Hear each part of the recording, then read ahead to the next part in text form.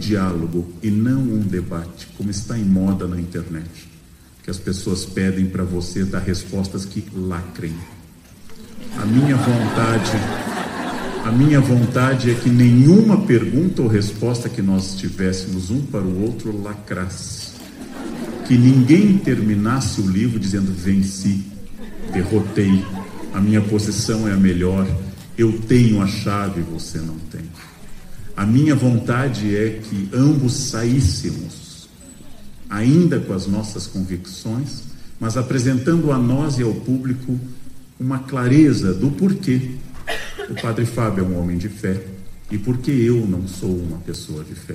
E porque o mundo tem espaço para essa convivência. E como eu contei a ele, vindo da Unicamp com um aluno, depois de uma aula de 4 horas sobre ateísmo clássico, um cone foi jogado em cima do carro pelo vento e eu gritei: Jesus. E o meu aluno perguntou: mas como é possível? Depois de 4 horas de aula, de Demócrito até Dawkins, você dizer: o que sai da minha cultura, que tive formação religiosa, nunca será malditas lei de Newton, nunca será, quando cai uma coisa na minha frente, eu vou gritar como Lutero gritou quando um raio caiu ao seu lado, ele gritou Santana. Lutero gritou Santana, não criou eletricidade atraída entre os cátions e os ânions do solo e da nuvem. A ciência não é aquilo que faz parte da minha cultura na primeira informação. Essa conversa com qual um ateu encerra o livro dizendo amém, eu encerro o livro dizendo amém, é uma característica de tentar entender que a diferença nos torna maiores, que a diferença nos torna distintos. Eu tivesse a oportunidade de discutir, de trocar ideias com um homem que eu já admirava há um tempo. Eu confesso que quando recebi comunicado através desse padre que nós temos, que ele conheceu no avião, eu pensei que fosse uma brincadeira até desse amigo meu. Foi o Karnal querendo escrever um livro comigo. Tão logo nós trocamos as primeiras mensagens pelo WhatsApp, muito formais, né, no início, à medida em que essa desconstrução foi acontecendo, eu percebi que eu estava diante de um ser humano que eu queria ser amigo, porque eu admiro muito quem tem humor, quem tem a capacidade de levar a vida, os conflitos, passando-os pelo filtro do humor. E esse foi o primeiro ponto de proximidade, é o ponto que de fato foi a porta de entrada para que o livro pudesse ser possível. Eu definitivamente não quero passar muito tempo ao lado dos mal-humorados, então é só o tempo que eu preciso ficar. Eu não escolho hoje ficar ao lado dos mal-humorados, então eu não escolheria escrever um livro ou dedicar um tempo da minha vida ao lado de uma pessoa que escolha o mau humor. E eu percebi que o Karnal tinha uma proposta muito séria, em que nós teríamos a oportunidade de ser quem somos. Eu não precisaria abrir mão das minhas convicções, muito menos ele. Não temos mais idade para isso. Não precisamos disso. Esse livro não era uma obrigação para nós.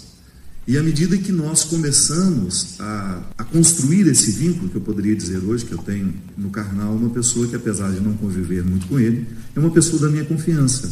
Como resultado deste livro, uma admiração muito grande por esse ser humano que nós temos aqui diante de nós, não só por aquilo que ele é publicamente, mas sobretudo por aquilo que ele se revela nos bastidores. Porque a cada dia eu acordo, eu entro nas minhas redes sociais e eu tenho uma sensação de que eu estou entrando dentro de um campo de batalha, onde nós temos tiroteios virtuais diariamente, né?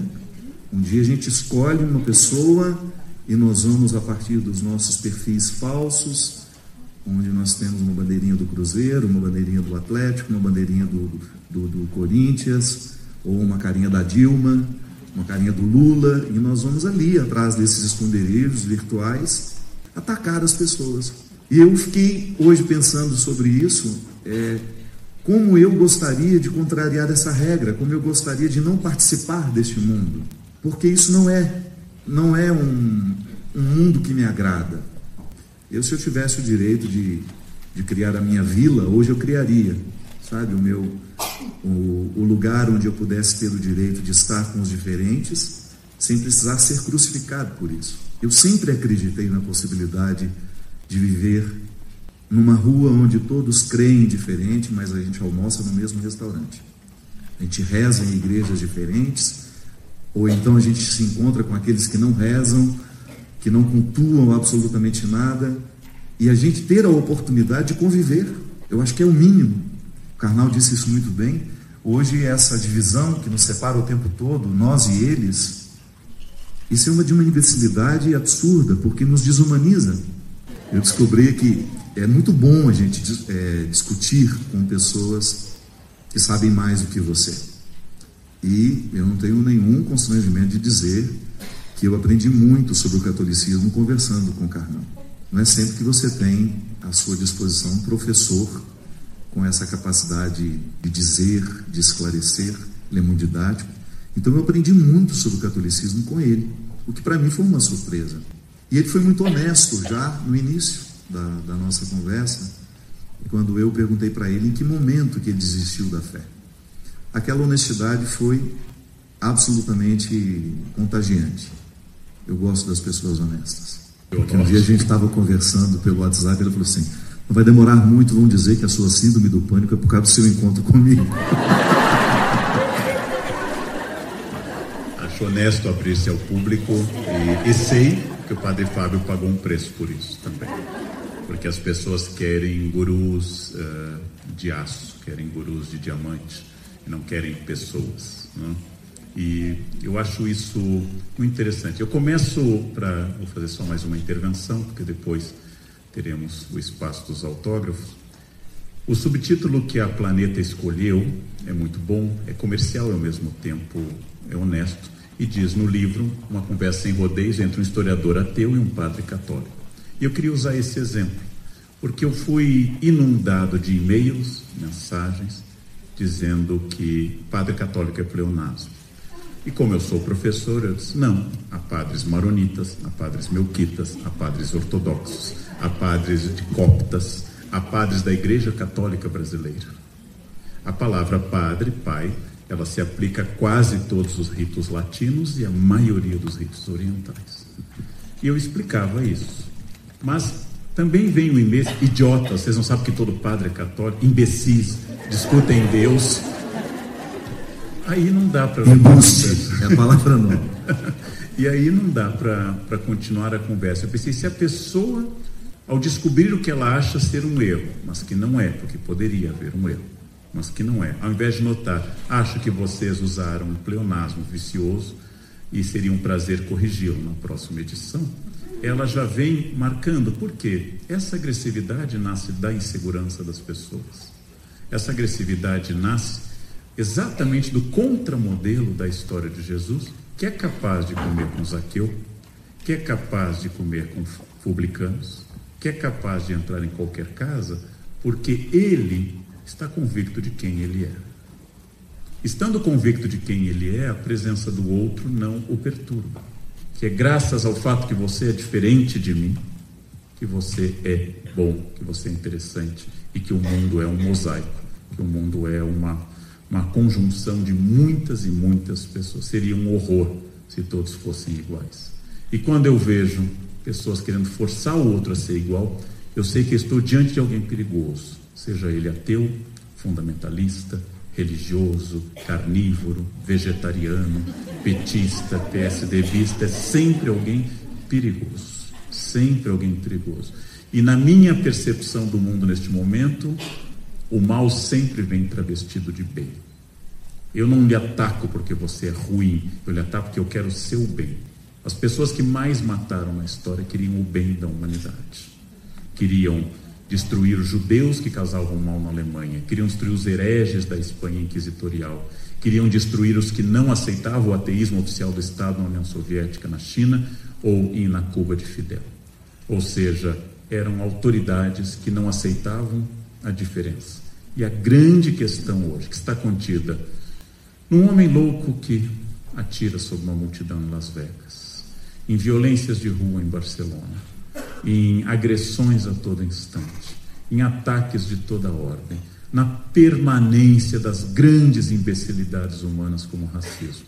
Racismo é quase incompreensível aos olhos da razão, e ele permanece, na agressão às mulheres, nos argumentos imbecis de que a mulher foi atacada porque seu vestido era ousado.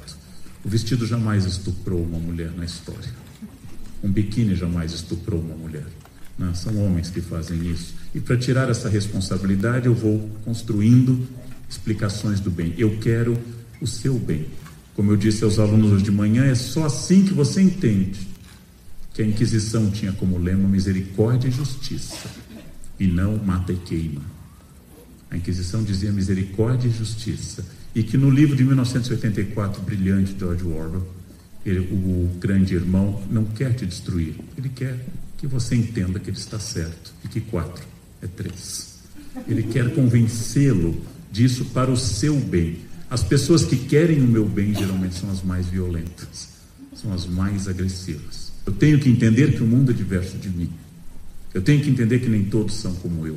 E a maior prova disso, eu tenho que entender que há quem goste de coentro no planeta Terra. A existência de gente que gosta de coentro é um mistério profundo para mim. O fato que alguns compram isso e colocam na comida do próprio filho é um mistério para mim. Ou como eu dizia quando ainda era religioso, Deus inventou a salsa e o demônio invejoso inventou o coentro.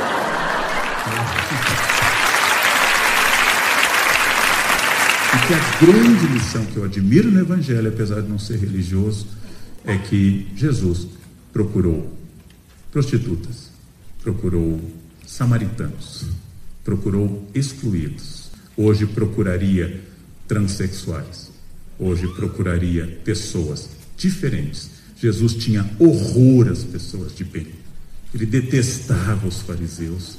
Ele tinha raiva dessa gente que faz jejum no Yom Kippur e joga cinza na cabeça. Ele tinha raiva do rico que dava esmola. Ele louvava a viúva e o óvulo. Ele tinha nojo dos donos da verdade.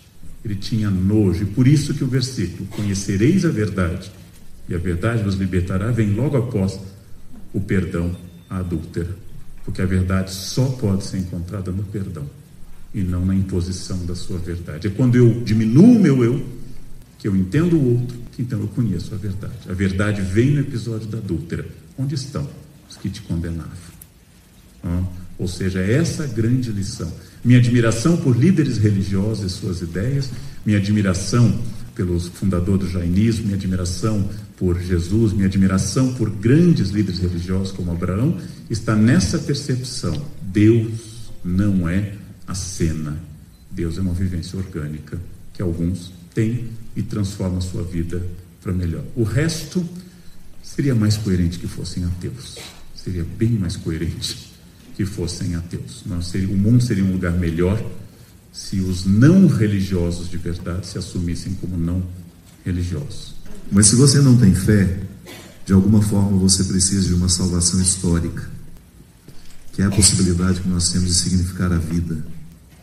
Eu lido com isso o tempo todo. Se você pudesse escutar a confissão como um padre um dia, você iria perder muitas pretensões. Nada pode nos humanizar mais do que um confessionário. Eu perdi muitas pretensões humanas ali, ouvindo pessoas. Confesso que eu tenho 16 anos de padre. Eu nunca escutei um pecado diferente que pudesse, nossa, que coisa surpreendente. Não, nós somos muito iguais. E mesmo quando erramos, de alguma forma nós estamos querendo ser salvos do absurdo, da dor de ser quem a gente é, de precisar lidar com as nossas contradições. Eu tenho vivido um tempo muito sombrio na minha vida agora, de muita dor emocional. Foi muito interessante perceber isso, como as minhas convicções não me ajudaram muito. Há um momento que se estabelece um limite entre aquilo que eu creio e aquilo que eu consigo fazer e experimentar do que creio. Eu passei a respeitar muito mais a dor humana. Então hoje essa necessidade que nós temos de viver uma espécie de salvação, fazer a existência ter sentido, ter significado, retirá-la do absurdo. Eu acho que esse livro ele tem uma reflexão muito pertinente para os dias de hoje, porque trabalha as duas formas de salvação.